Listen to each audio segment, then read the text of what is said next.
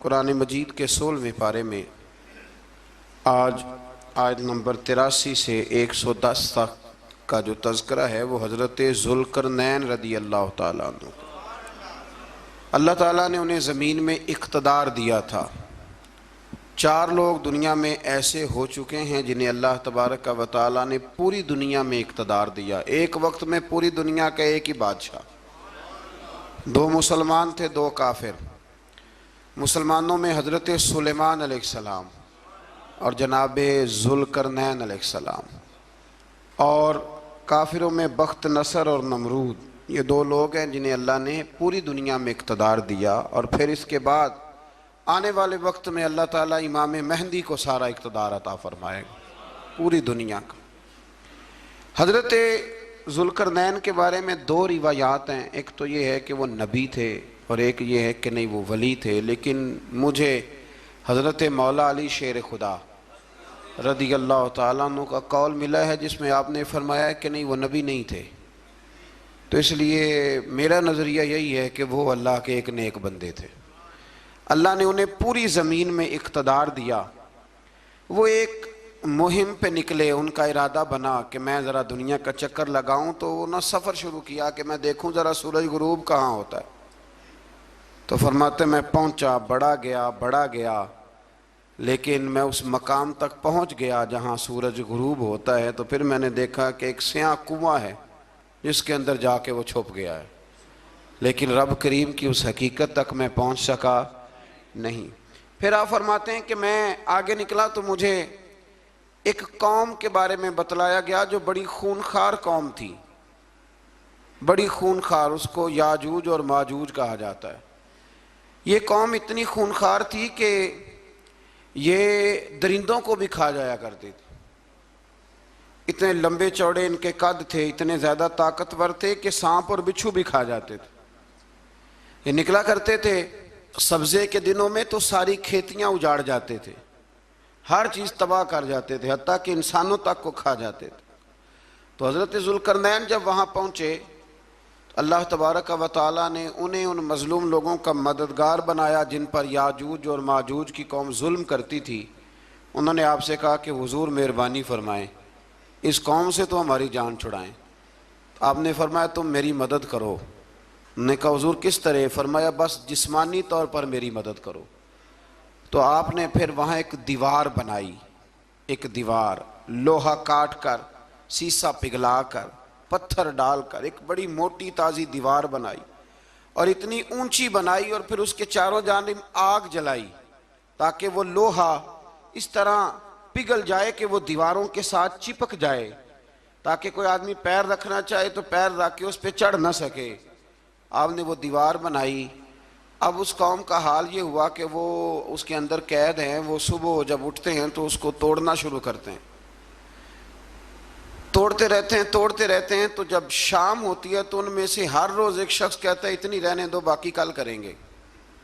لیکن جب وہ سویرے اٹھتے ہیں تو اللہ تعالیٰ اس دیوار کو پھر سے مضبوط فرما دیتا ہے۔ نبی کریم علیہ السلام نے فرمایا قرب قیامت میں ایک وقت آئے گا، قیامت کے قریب جا کے ایک ٹائم ایسا آئے گا کہ اس مخلوق میں سے ہی ایک شخص پکارے گا اور پکار کے کہے گا کہ اب سو جاؤ انشاءاللہ۔ اللہ ان کی زبان پہ جاری کہے گا اب سو جاؤ اور سویرے انشاءاللہ یہیں سے شروع کریں گے۔ تو فرمایا وہ چونکہ انشاءاللہ کہیں گے تو پھر اللہ تبارک و تعالی اگلے دن اس دیوار کو وہیں پہ رکھے گا جہاں رات کو انہوں نے اسے چھوڑا تھا۔ اگلے دن وہ توڑیں گے تو دیوار ساری ٹوٹ جائے گی، اور پھر اللہ تبارک و تعالیٰ کا فضل ہوگا تو مسلمان کی طرف وہ بڑھیں گے، وہ قتل و غارت کریں گے، پھر سے وہی درندگی کریں گے، تو پھر حضرت عیسیٰ علیہ السلام ان کے لیے دعا کریں گے۔ تو دعا کا یہ حال ہوگا کہ ان کے وجود پر کچھ ایسی چیزیں برآمد ہوں گی جن کی وجہ سے وہ مر جائیں گے، ختم کر دیے جائیں گے، قیامت کے قریب جا کے وہ دوبارہ آئیں گے۔ اس کے بعد پھر اللہ تبارک و تعالیٰ نے سورہ کہف کی آخری آیات میں 7 سمندر اور ان جیسے اور بھی آ جائیں، فرمایا 7 سمندر ہوں اور ان جیسے اور بھی آ جائیں، اور مل کر وہ روشنائی بن جائیں تو میرے رب کے کلمات ختم ہونے سے پہلے سمندر ختم ہو جائیں گے۔ اور آخری آیت میں اللہ تعالیٰ نے فرمایا کہ اے رسول صلی اللہ تعالی علیہ وسلم آپ کہہ دیجئے کہ میں تمہاری طرح ہی ایک بشر ہوں، انا بشر مثلکم، میں بھی تمہاری طرح ایک۔ اب مثلکم کا بہت سارے لوگوں نے ترجمہ اپنی طرح کا کر لیا ہے، حالانکہ حضور صلی اللہ تعالی علیہ وسلم نے فرمایا کہ بشر ہونے میں تمہاری طرح ہوں، رسول ہونے میں تمہاری طرح نہیں، اللہ کا حبیب ہونے میں تمہاری طرح۔ اور وہ یہ جو میں کہہ رہا ہوں نا نہیں، تو یہ صحیح بخاری کے لفظ ہیں، حضور نے فرمایا ایکم مثلی، کون ہے تم میں جو میری طرح ہو، یہ صحیح بخاری کے لفظ ہیں۔ اللہ تبارک و تعالی سمجھنے کی توفیق عطا فرمائے۔ پھر اس سے آگے سورہ مریم شروع ہوتی ہے۔ اس صورت میں اللہ تبارک و تعالی نے حضرت زکریا علیہ السلام کا ذکر فرمایا ہے کہ وہ لا ولد تھے اور بڑھاپے کی عمر کو پہنچ چکے تھے۔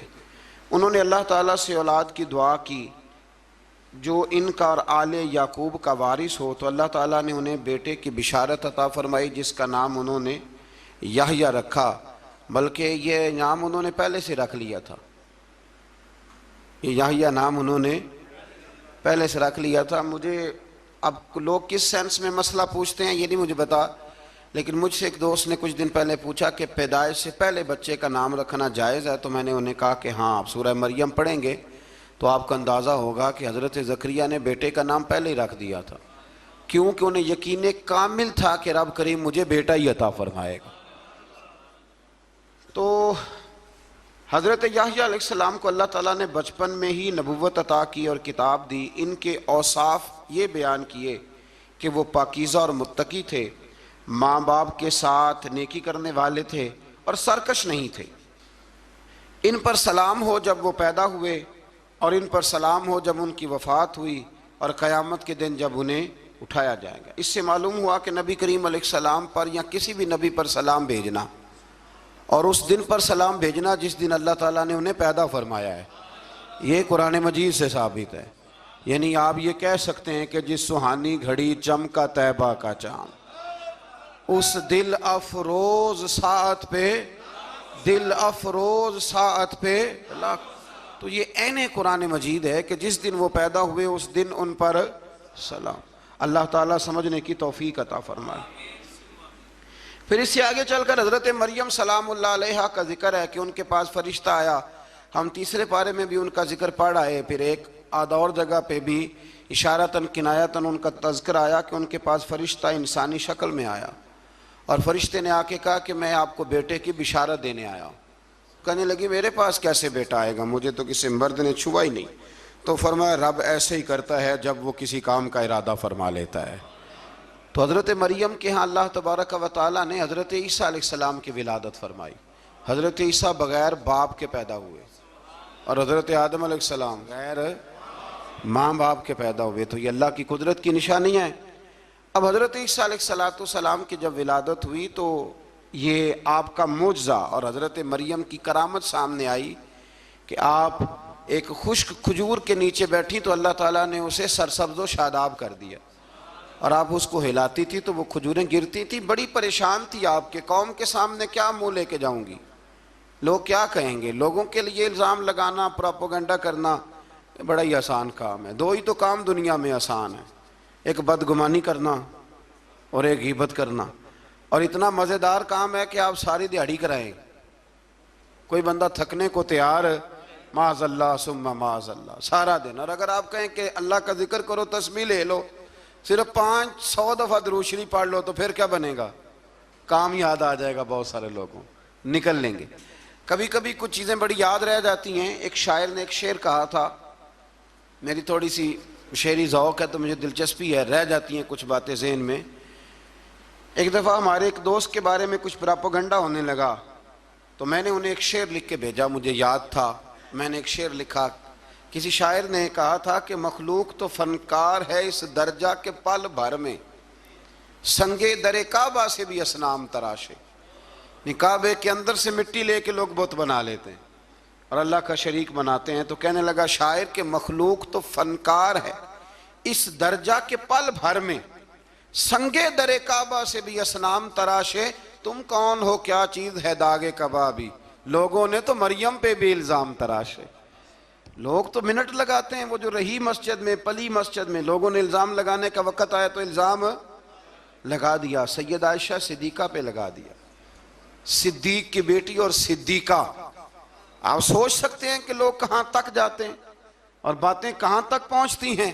تو یہ میرے رب کریم کا فضل اور کرم ہے کہ جناب مریم کی برات کا اعلان بھی قرآن نے کیا اور حضرت عائشہ صدیقہ کی برات کا اعلان بھی قرآن پاک نے فرمایا، یہ بھی قرآن مجید نے فرمایا ہے۔ اور کل پرسوں بھی بات ہو رہی تھی حضرت یوسف علیہ السلام کی، تو الزام تو لگتے رہتے ہیں۔ تو میں نے اس دن بھی سوال کیا تھا، پھر دہراتا ہوں کہ غلطی کیا تھی حضرت یوسف کی؟ کبھی کنواں اندھیرا، کبھی بھائیوں کے تھپڑ، کبھی مصر کا بازار، اور ذرا سوچو تو صحیح، جب بولیاں لگتی ہیں انسان کی تو کیا حال ہوتا ہے۔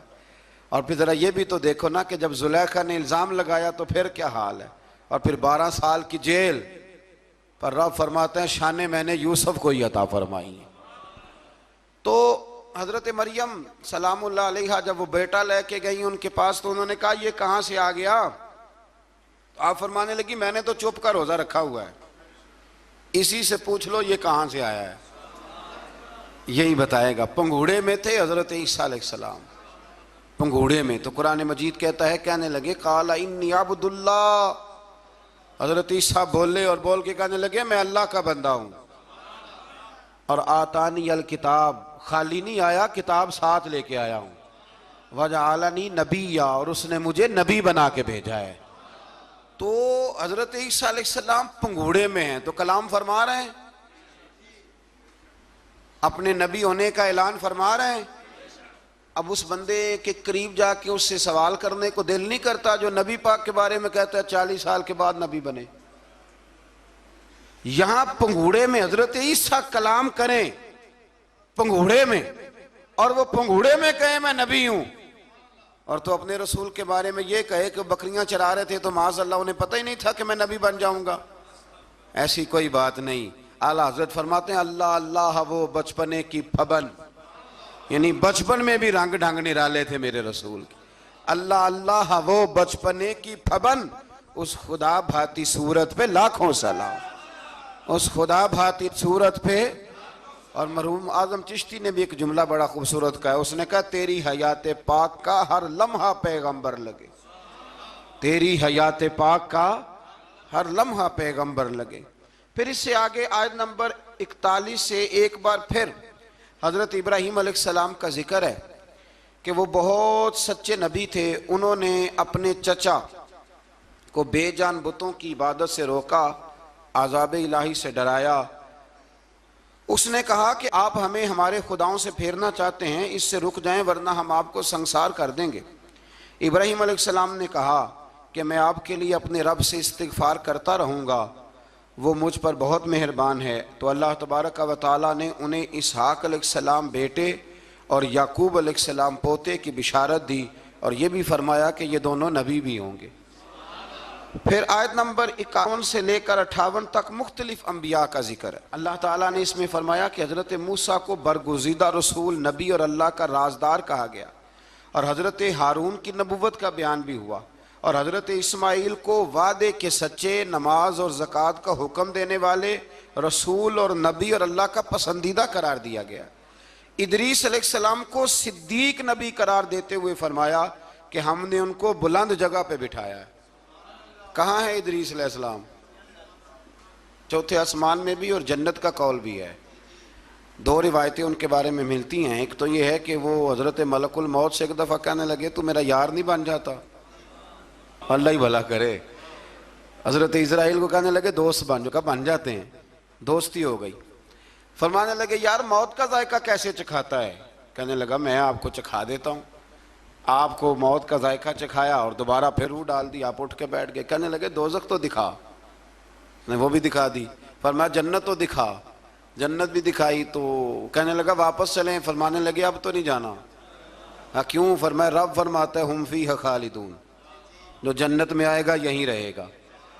نے کہا جناب وہ تو پہلے موت کا ذائقہ چکھنا ہے، پل صراط جو دوزخ کے اوپر ہے وہاں سے گزرنا ہے۔ تو آپ فرمانے لگے یہ دونوں کام میں کر چکا ہوں اور تو نہیں کرائے ہیں، لہذا میں آ گیا ہوں تو میں نے یہیں پہ رہنا ہے۔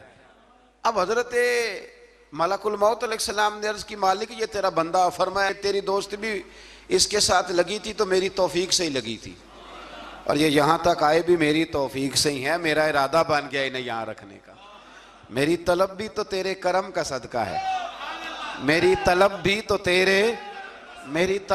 تو تیرے کرم کا صدقہ ہے، یہ پاؤں اٹھتے نہیں بلکہ یہ اٹھائے جاتے ہیں، تو یہ بھی تو اس کا کرم ہوتا ہے نا کہ وہ کس طرح کر کے کسی کو نوازتا ہے۔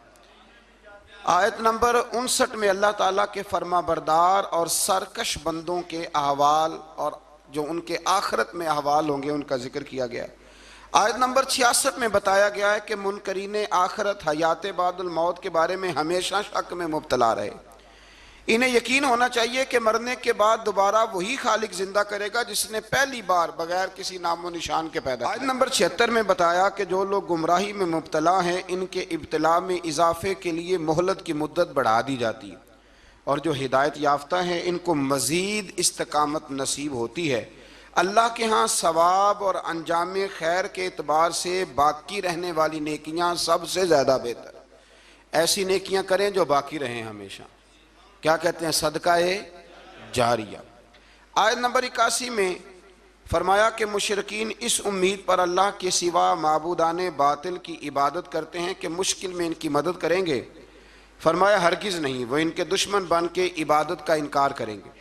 آیت نمبر 88 میں بتایا کہ کفار نے اللہ کی طرف اولاد کی نسبت کر کے نہایت سخت بات کی، یہ تو اتنا سنگین جرم ہے کہ اس سے آسمان پھٹ پڑے، زمین شک ہو جائے اور پہاڑ ریزہ ریزہ ہو جائیں۔ مزید فرمایا کہ آسمان اور زمین میں جو کوئی بھی ہے سب اللہ کے حضور بندے بن کے حاضر ہوں گے۔ آیت نمبر 97 میں فرمایا جو لوگ ایمان لائے اور نیک کام کیے ان قریب رحمان لوگوں کے دلوں میں ان کی محبت پیدا فرما دے۔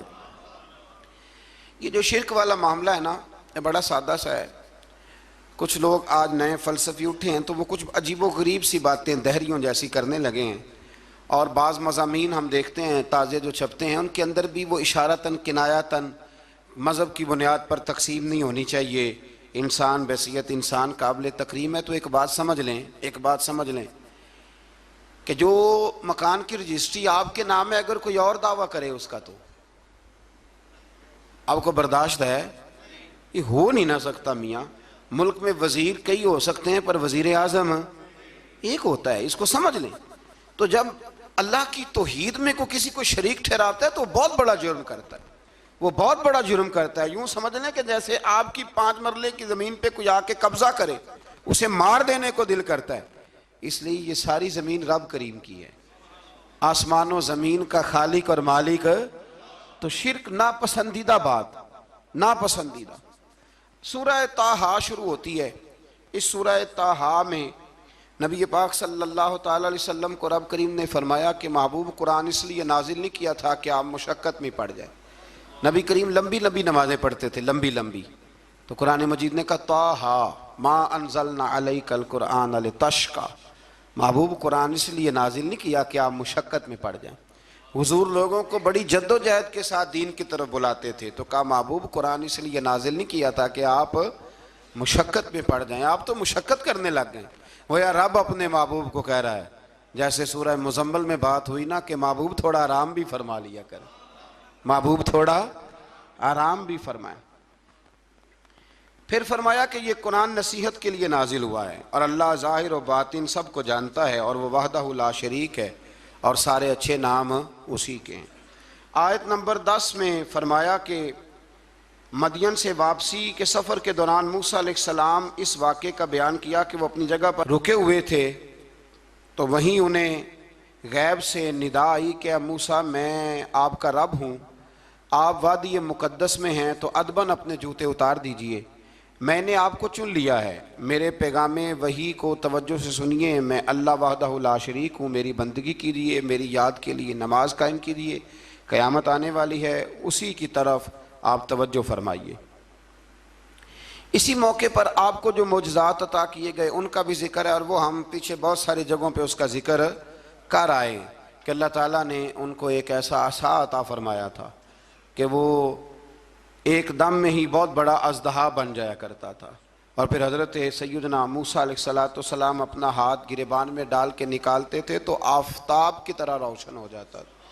اقبال کہتے ہیں ید بیضا لیے بیٹھے ہیں اپنی آستینوں میں، ید بیضا لیے، چمکتے ہوئے ہاتھ ہیں ان کے، تو یہ اپنی آستینوں میں چھپا کے بیٹھے ہیں۔ پر اقبال نے یہ ولیوں کے لیے کہا ہے، نہ پوچھ ان خرقہ پوشوں کی، ارادت ہو تو دیکھ ان کو، ارادت ہو تو محبت کے ساتھ دیکھ، تنقید کے ساتھ تو پتہ ہے پھر بندے کو کوئی شے نہیں ملتی، آنکھیں گونگ ہو جاتی۔ ارادت ہو تو دیکھ ان کو، ید بیضا لیے بیٹھے ہیں اپنی آستینوں میں۔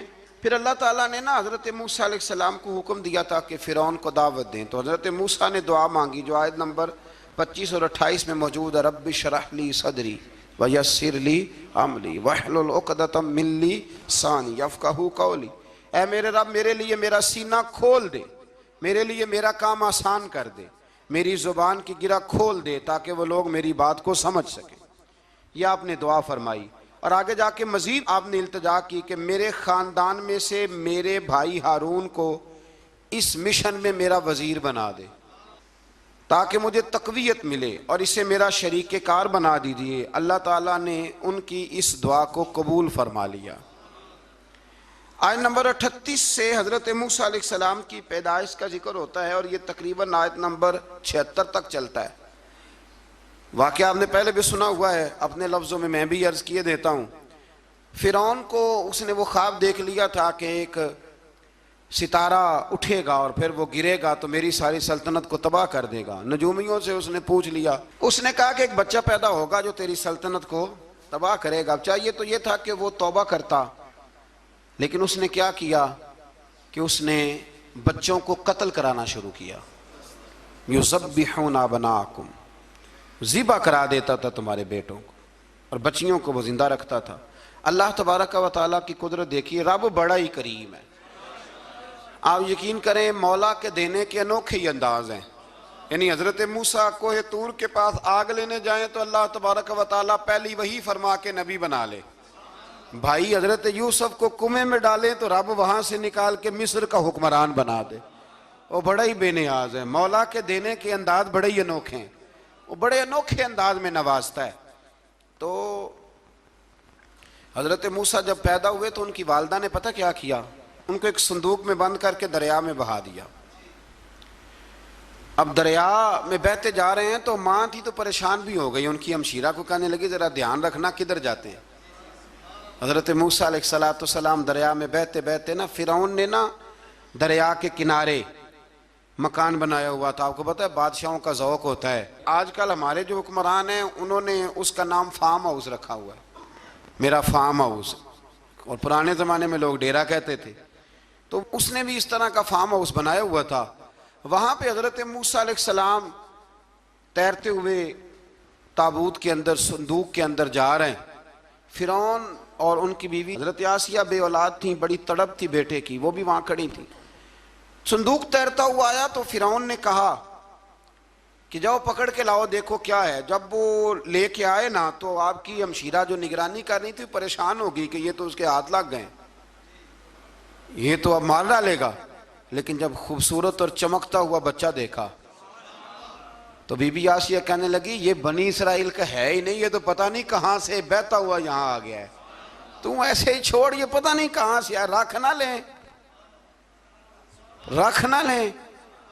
تو حضرت موسیٰ علیہ السلام وہ کہنے لگا نہیں انہی کے ہیں، موسیٰ علیہ السلام اسی کے ہیں۔ تو آسیہ کہنے لگی تیرے تو سر پہ نا بس بھوت ہی سوار ہو گیا، ہر وقت وہی لوگ تجھے یاد رہتے ہیں، یہ پتہ نہیں کہاں سے بہ کے آیا۔ اب رکھ لیا، مان گیا فرعون۔ آپ فرعون کے گھر میں جو اس لیے بچے مروا رہا تھا کہ میری سلطنت حضرت موسیٰ پیدا نہ ہو جائیں، تو اسی کے گھر میں پرورش پانے لگے، اسی کے گھر میں۔ اب عورتیں منگائیں گئی دودھ پلانے کے لیے، تو حضرت موسیٰ علیہ السلام کسی بی بی کا دودھ نہیں پیتے، تو آپ کی ہمشیرہ نہ وہیں دائیں بائیں گھومتی رہتی۔ تو کہنے لگی جناب آسیہ سے کہ میں ایک بی بی کو جانتی ہوں، بڑی صاف ستھری ہے، مجھے امید ہے یہ بچہ اس کا دودھ پیے گا۔ تو فرعون کہنے لگا دوڑ کے لا، تو وہ اپنی والدہ کو لے کے آئیں تو حضرت موسیٰ نے فوراً دودھ پینا شروع کر دیا۔ فرعون کو پھر تھوڑا شک ہوا، ایک روایت یوں بھی لکھی ہے بعض لوگوں نے کہ فرعون ایک دن اٹھایا ہوا تھا حضرت موسیٰ کی، ابھی تھوڑی سی عمر تھی، تو آپ نے اس کی داڑھی پکڑ کے تو ایک گھونسا دے مارا، جلالی تو شروع سے ہے نا، تو کہنے لگا آسیہ تو مان نہ مان یہ بچہ وہی ہے۔ تو حضرت بی بی آسیہ کہنے لگی کہ تجھے غلط فہمی ہے، یہ وہ نہیں ہے۔ اس نے کہا دیکھو نا، یہ تو اٹھاتی ہے تو پیار کرتا ہے، اور میرے جب قریب آتا ہے تو اس کے لب و لہجے میں تلخی محسوس کرتا ہوں۔ اس نے کہا بچوں کو کیا پتا، خیر ایک طرف اس نے کھانے پینے کی چیزیں رکھ دی، ایک طرف انگارے رکھ دیے، وہ بھی حضرت آسیہ کہتی ہیں کہ تجھے سمجھ آئے بچے بچے ہوتے ہیں۔ حضرت موسیٰ بچے تو تھے پر تھے تو اللہ کے نبی نا، اللہ کے نبی تھے۔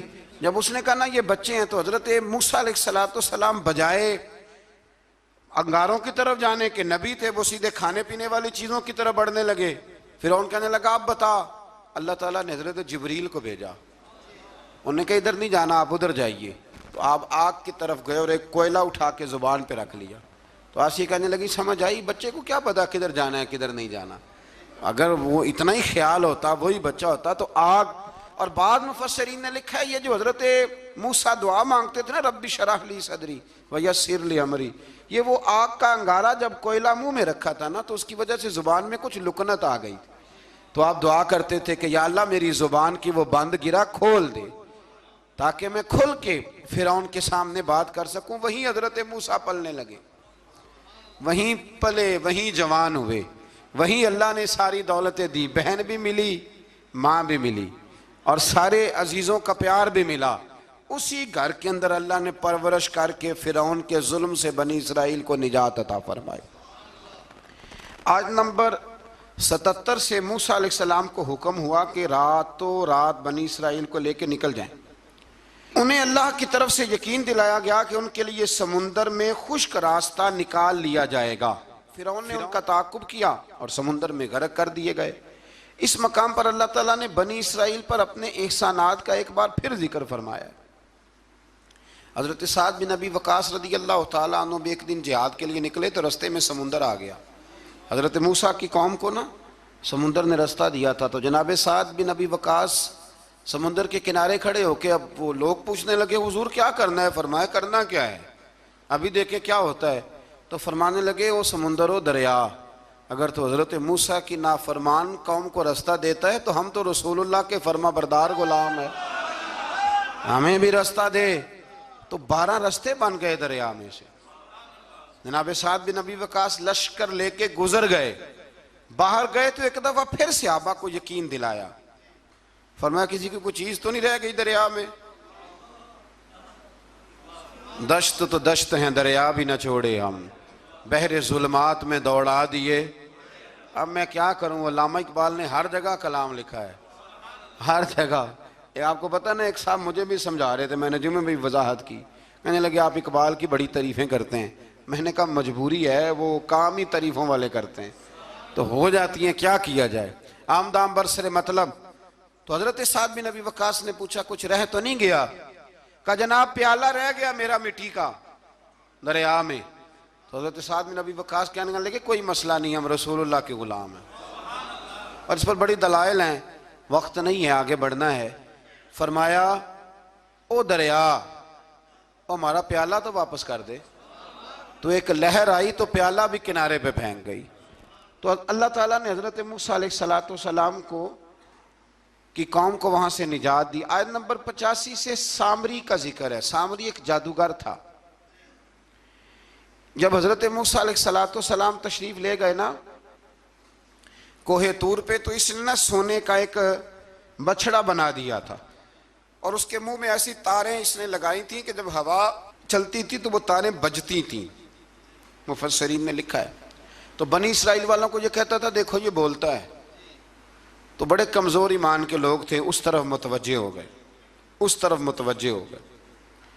حضرت موسیٰ علیہ السلام واپس آئے تو انہوں نے پوچھا کہ یہ ماجرا کیا ہے؟ تو اس نے کہا کہ میں نے نا حضرت جبریل علیہ السلام کا گھوڑا جب چل رہا تھا تو ان کے پاؤں سے جو مٹی لگ رہی تھی وہ مٹی میں نے تھوڑی اٹھا لی تھی، اور وہ میں نے اس کے منہ میں رکھی ہے، جس کی وجہ سے اس کے منہ سے آواز ہے۔ وہ مٹی کب اٹھائی تھی وہ بھی لکھا ہے مفسرین نے کہ حضرت موسیٰ علیہ السلام نے جب کہا نا بنی اسرائیل والوں کو کہ گھوڑے ڈالو اندر، حالانکہ رستے بن بھی گئے تھے، پھر بھی کہنے لگے ایسا نہ ہو کہ اندر جائیں تو پانی پھر آ جائے، تو یہ جاتے نہیں تھے، ڈرتے تھے، کمزور ایمان کے لوگ تھے نا۔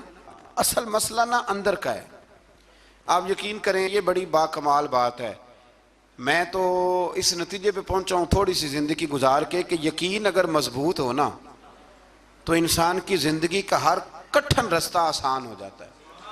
لیکن جن لوگوں کے اندر مسائل بہت زیادہ ہوتے ہیں ان کے لیے بیرونی کوئی کام کرنا بھی بڑا ہی مشکل ہوتا ہے۔ تو یہ لوگ کہنے لگے کیسے اندر جائیں گے تو پھر نہ پانی مل جائے، تو حضرت جبریل امین آئے گھوڑی پہ بیٹھے ہوئے، انہوں نے آگے آگے گھوڑی دوڑائی، تو آگے گھوڑی دوڑی تو ان کے گھوڑے خود بخود پیچھے دوڑ پڑے۔ حضرت سیدنا جبریل کی گھوڑی جہاں پیر رکھتی تھی وہاں سے سبزہ اگتا تھا، سامری جادوگر تھا، حیرت انگیز چیزوں کو جمع کر لیتا تھا، اس نے وہ جمع کر کے رکھ لی اور بچڑا بنا دیا۔ تو حضرت موسیٰ علیہ السلام نے جب اس سے پوچھا تو اس نے یہ بات بتائی اور کہنے لگا یہ تدبیر مجھے میرے نفس نے سجائی تھی۔ حضرت موسیٰ نے اس سے کہا تو یہاں سے چلا جا، زندگی میں تیرے لیے وحشت کی سزا ہے اور تیری سزا کا وقت آخرت میں مقرر ہے۔ اس کے بعد والی آیات میں اللہ تعالیٰ کی وحدانیت، کتاب اللہ کی حقانیت اور اس سے روح گردانی کرنے والوں کے لیے عذاب آخرت کا بیان ہے۔ وحشت کا بھی عذاب ہوتا ہے کچھ لوگوں کو وحشت کا عذاب یہ ہوتا ہے، یعنی انسان ہر وقت خوف زدہ رہے۔ آیات بتاتی ہیں کہ اس پر کون سا عذاب ہے، اس پر ایک وحشت طاری رہے۔ اللہ سے دعا مانگیں اللہ تبارک و تعالی ان ساری آزمائشوں سے ہمیں محفوظ فرمائے۔ اسی تسلسل میں پھر قیامت اور سور پھونکے جانے کا ذکر ہے۔ آیت نمبر 105 سے فرمایا کہ لوگ آپ سے پہاڑوں کے متعلق سوال کرتے ہیں، آپ ان سے کہہ دیجئے میرا رب انہیں ریزہ ریزہ کر دے گا اور پوری زمین ہموار میدان کی طرح ہو جائے گی۔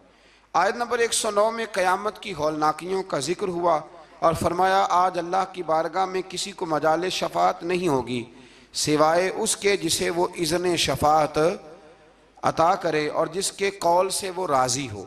آیت نمبر 110 سے اکڑی گردنوں کے حی و قیوم کے سامنے جھکنے، ظالموں کے نامراد ہونے اور مومنین صالحین کے کامیاب ہونے کا ذکر ہے۔ آیت نمبر 114 میں علم میں اضافے کی تعلیم کے لیے دعا ارشاد فرمائی گئی ہے جو بڑی معروف ہے، رب زدنی علما۔ آیت نمبر 115 سے اس بات کا ذکر ہے کہ آدم علیہ السلام جو جنت میں درخت کے قریب چلے گئے تو یہ ان کی بھول اور اجتہادی خطا تھی، اللہ نے خود وضاحت فرما دی، اور انہوں نے قصداً اللہ کے حکم کی نافرمانی نہیں کی۔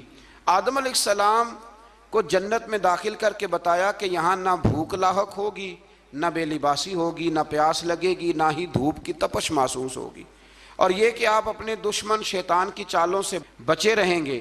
اس مقام پر قرآن نے اس موضوع کو پھر بیان کیا کہ شیطان نے وسوسہ ڈالا اور مخلص اور ہمدرد کا روپ دھار کر ان کو بہکایا، انہوں نے ممنوع درخت سے کھا لیا سو ان کے ستر کھل گئے اور جنت کے پتوں سے اپنے ستر کو ڈھانپنے لگے، پھر اللہ نے ان کی توبہ قبول کی اور جنت سے زمین پر بھیج دیا۔ آیت نمبر 124 سے اللہ تعالیٰ نے فرمایا جو ہماری یاد سے غافل رہے گا ہم اس کے لیے معیشت تنگ کر دیں گے، وَمَنْ أَعْرَضَ عَنْ ذِكْرِي فَإِنَّ لَهُ مَعِيشَةً ضَنْكًا، جو ہماری یاد سے غافل ہوگا اس کے لیے زندگی اس پر اللہ تبارک و تعالی ہر وقت اپنی یاد کی توفیق عطا فرمائے۔ آیت نمبر 130 سے اللہ تعالیٰ نے ارشاد فرمایا ان کی باتوں پر صبر کیجئے، سورج کے طلوع اور غروب ہونے سے پہلے اپنے رب کی حمد کے ساتھ تسبیح پڑھتے رہیے، اور رات کے بعض اوقات میں اور دن کے حصوں میں بھی تسبیح پڑھتے رہیے تاکہ آپ کا رب راضی ہو جائے اور آپ بھی راضی ہو جائیں۔ مزید فرمایا کہ اپنے اہل خانہ کو نماز کا حکم دیں اور خود بھی نماز پر قائم رہیں، اور نیک انجام صرف تقوی پر کاربند لوگوں کے لیے۔ کفار قریش کے عذاب کے مطالبے کے جواب میں فرمایا کہ ان سے پہلے لوگوں کو اللہ نے ہلاک کر دیا تھا اور عذاب کا وقت مقرر ہے، اگر ہم رسول بھیجنے سے پہلے ہلاک کرتے تو یہ لوگ کہتے کہ ہمارے پاس عذاب سے پہلے رسول کیوں نہیں بھیجا، ہمیں کوئی سمجھا لیتا، ہم نہ یہ کام کرتے۔ اور فرمایا انتظار کرو تم ان قریب جان لوگے سیدھے راستے والے اور ہدایت یافتہ لوگ کون ہیں۔ یہ 16ویں پارے کے کچھ مندرجات تھے جو میں نے آپ کی خدمت میں عرض کی ہے، اللہ سمجھنے کی توفیق عطا فرمائے۔